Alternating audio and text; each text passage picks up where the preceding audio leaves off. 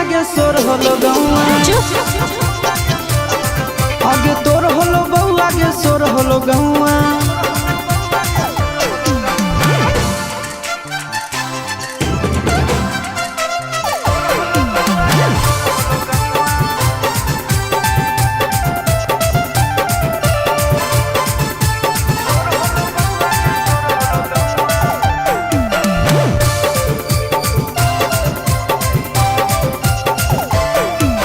के लागल हो पेट में वीडियो वायरल हो पूरा मार्केट में बोल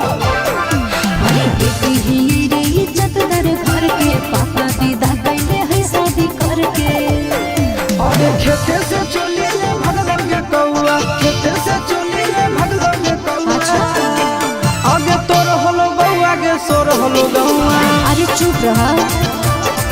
आगे तोर होलो बहू आगे सोर होलो गौआ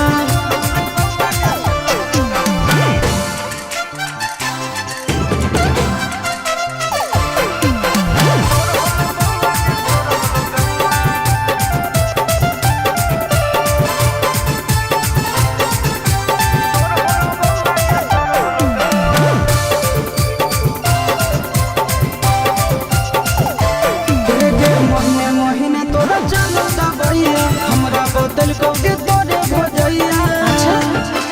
आगे हेरिया सिसवा ने करबा दाम बाबा जीवन में निकलाई काम आगे चिंटू चुमल गौगे गाल चमकौआ चिंटू चुमल गौगे गाल चमकौआ आगे तोर होलो बहू आगे सोर होलो गौआ आगे तोर होलो बहू आगे सोर होलो गौआ।